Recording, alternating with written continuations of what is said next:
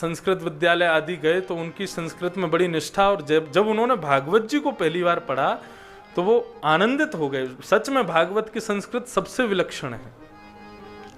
बाकी अन्य ग्रंथों की संस्कृत आप पढ़ सकोगे, लेकिन भागवत की संस्कृत थोड़ी सी कठिन है, विलक्षण है। तो श्रीमद् भागवत को जैसे ही उन्होंने पढ़ा तो इतने आनंदित हो गए, बोले कि अब तो यही जीवन है। पूरे दिन उसी को पढ़ते रहते थे। घर वालों ने 2-4 जगह उनको नौकरी के लिए भेजा, लेकिन वो नौकरी छोड़ छाड़ के आ जाते, केवल भागवत पढ़ने में ही उनकी रुचि थी। पड़ोसियों ने कहा कि भैया इसकी बुद्धि ठिकाने लगानी है तो इसका ब्याह कर दो। ब्याह हो गया। अब ब्याह के बाद में गृहस्थी बढ़ने लगी तो चिंता होने लगी क्या करें, तो एक आध जगह घर जाके काम करते, लेकिन उनसे होता नहीं। एक दिन अपनी पत्नी से बोले तुम ही कहीं कोई काम कर लो घर चलाने के लिए, मैं तो भागवत जी के बिना रह नहीं सकता, मुझे पूरे दिन भागवत का अध्ययन चाहिए। पत्नी ने कहा ठीक है आप भागवत अध्ययन करो, हम घर घर जाके काम करेंगे। पूरे दिन भागवत जी का अध्ययन करते थे।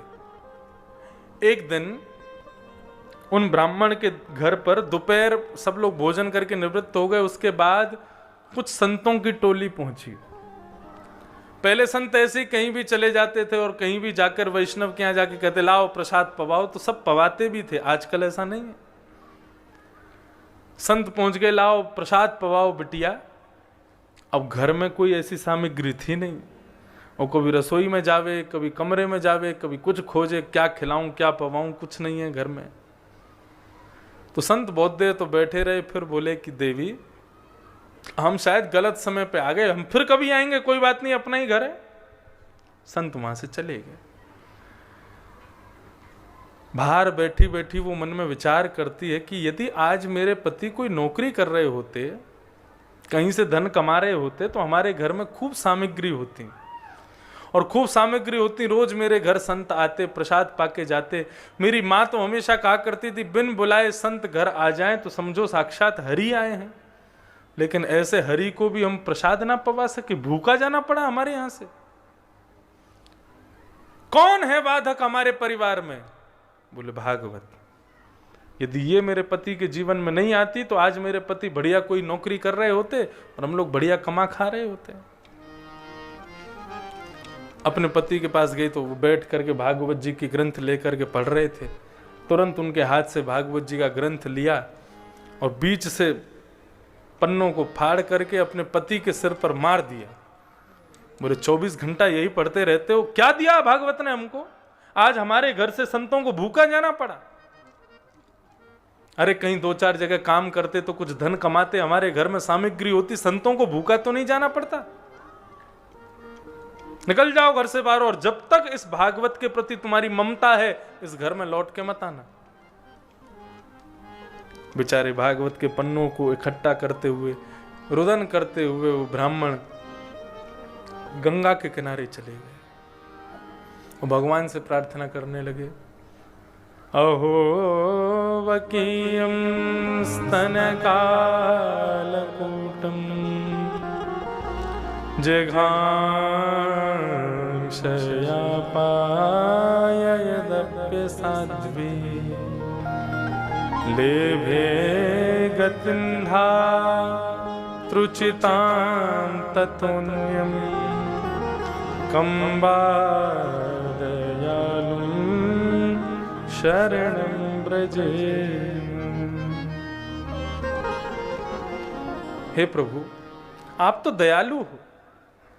स्तनों में विष लगा करके आई थी पूतना, आपने उसको भी सदगति प्रदान की। मेरी पत्नी अभागा है, उसको पता नहीं है आपका स्वरूप। अरे ये भागवत कोई साधारण पोथी नहीं है। श्रीमद् भागवत का प्रत्येक श्लोक काला है, यानी कि वही कृष्ण है, और भागवत का प्रत्येक पन्ना सफेद है, यानी कि किशोरी जी राधा रानी है। हमारे पूज्य नाना जी कहा करते थे, लाला यदि कोई भागवत के श्लोकों का अशुद्ध वाचन करता है तो जिस प्रकार मानव के रोए खींचने पर उसको जो पीड़ा होती है, इतनी पीड़ा भगवान को होती है। ये भगवान का ही स्वरूप है। आप मेरी पत्नी पर कृपा कर देना, आप उसको दंडित मत करना। ब्राह्मण देवता रुदन करने लगे। प्रबल प्रेम के पाले पढ़कर हरि को नियम बदलते देखा, अपना मान टले टल जाए पर भक्त का मान न टलते देखा। बिल्कुल सत्य घटना। ठाकुर जी तुरंत धराधाम में एक छोटे से ग्वाला बन करके आ गए। ऊंची धोती पहनी, पैरों में चांदी के कड़ूला पहने, हाथों में स्वर्ण के कड़ूला पहने, सिर पर स्वाफा बांधा, 2 माला गले में लटका ली और बिल्कुल ग्वारिया बन करके, ग्वारिया भेष धारण करके एक डलिया को अपने सिर पर रख करके और सीधे उस ब्राह्मण के घर पहुंच गए। गेट खटखटाने लगे। इतने में ही ब्राह्मणी बाहर आई, बोली कौन हो भाई, कहां से आए हो, क्या काम? भगवान इशारा करने लगे, हम गूंगे हैं, बोल नहीं सकते। गूंगे हो तो फिर कैसे बताओगे? बोले लिखने के लिए दो, हम बताएं कौन। भगवान उसमें बढ़िया लिख करके गए, तुम्हारे पतिदेव हमारे यहां नौकरी करते हैं, लेकिन अपनी वेतन, अपनी तनख्वाह कभी हमसे लेते नहीं है। आज हमको पता चला उनको बहुत जरूरत है, तो उनके जीवन में जितनी उन्होंने हमारे यहाँ नौकरी की वो सारी तनख्वाह इस डलिया में दे करके जा रहे हैं। और वो पर्चा दे करके भगवान वहां से चले गए। जैसे ही उस ब्राह्मणी ने वो डलिया के ऊपर से कपड़ा हटाया तो ना जाने कैसे कैसे अनमोल हीरे जवाहरात, सोना चांदी से लबालब भरी हुई। अब वो सोची बताओ, और देखा तो वो तो चला गया इतने में बालक। बोले मुझसे झूठ बोलते थे मैं कहीं काम नहीं करता। जरूर मैं जब कहीं और काम करने जाती थी पीछे से कहीं कहीं अपने काम करे आते थे। आज बताओ कितना धन कमा लिया मैंने भी बेमतलब में उनको खूब सुना दी, उनकी भागवत जी फाड़ दी। अरे मुझे ऐसा नहीं करना चाहिए था। कोई बात नहीं, बच्चों को भेजा, जाओ बच्चों पिताजी को बोलाओ, घर आके शाम को भोजन कर लेंगे। शाम को महाराज जैसे ही वो घर लौट के आए, घर अलग ही चमक रहा है। तो एक बार तो वो चौंक गए, बोले ये हमारा घर नहीं है, हम शायद दूसरी गली में आ गए। घूम फिर के बोले घर तो यही है, लेकिन ये आज ऐसा चमक कैसे रहा है? बाहर बढ़िया दिए जल रहे हैं, बढ़िया दीपावली जैसा घर चमक रहा है। घर के भीतर पहुंचे तो पत्नी नई साड़ी पहन के, बच्चे नए नए कुर्ता पजामा पहन के बढ़िया घूम रहे हैं, डोल रहे हैं, आनंद कर रहे हैं। देवी क्या हुआ आज, कैसे ऐसे दिन हमारे बदल गए, ऐसे सब प्रकाश में, सब नए नए कपड़े पहन के, क्या हुआ, कैसे हुआ ये सब? तुमने सुबह पूजा की, उसी का फल है क्या ये? ऐसी पूजा का फल ये तो रोज पूजा करवा लिया करेंगे हम अपनी। कितने बन रहे हो हमारे सामने, ऐसे कर रहे हो जैसे तुमको तो कुछ पता ही नहीं। बोले मुझे कुछ नहीं पता, सही बताओ क्या हुआ ये? हाथ पकड़ के ले गई कक्ष में, अलमारी खोल कर दिखाया तो सोने चांदी हीरे जवाहरात भरे पड़े हैं। बोले देवी कहां से लाई इतना? बोले तुम्हारा गूंगा मालिक आया था। बोले गूंगा मालिक? बोले हाँ गूंगा मालिक आया था और पर्चे में लिख करके दे गया, उसके यहाँ नौकरी करते हो, सारा धन दे करके गया है वो। बोले लाओ पर्चा दिखाओ। पर्चा जैसे ही देखा उसमें लिखा था तुम्हारे पति हमारे यहाँ काम करते हैं, कभी अपना वेतन नहीं लेते, आज उनका वेतन देने आए हैं।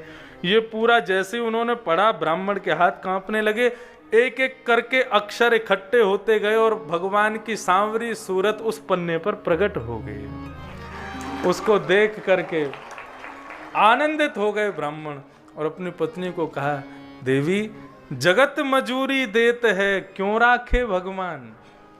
मैंने आज तक श्रीमद् भागवत का पाठ उनकी प्रसन्नता के लिए किया, कभी कुछ नहीं मांगा। जब हम किसी के यहाँ काम करते हैं तो हमको वेतन मिलता है, जब हम भगवदीय कार्य उनके लिए करेंगे, पुण्य सब उनको प्रदान करेंगे, तो क्या वो हमको नहीं देंगे? आज मेरे जीवन भर की भागवत पाठ का पुण्य ठाकुर जी तुमको दे करके गए। इसीलिए भगवान कौन है? भगवान एक बैंक के जैसे हैं। अपने जीवन में जो भी सत्कार पुण्य करते हैं सब भगवान को अर्पित किया करो। कैसे करोगे? कोई पुण्य का काम किया, तुरंत जल हाथ में लो और फिर जल लेकर के कायेन वाचा मनसेन्द्रियैर्वा बुद्ध्यात्मना वा नुष्ट स्वभावा करोमि यत् यत् सकलम परस्मै नारायणायेति समर्पयामि। संस्कृत में नहीं बोल सको हिंदी में बोलो, काया से, वचन से, मन से, इंद्रियों से, बुद्धि से मैंने जो कुछ भी पुण्य किया है उसका फल मैं भगवान को अर्पित करता हूं। केवल इतना करने मात्र से आपका भागवत धर्म सिद्ध हो जाएगा। हर पुण्य के बाद भगवान से मांगना ये दे दो वो दो, तो फिर आपका वो भागवत धर्म नहीं, आप पुण्यात्मा हो लेकिन भक्त नहीं हो।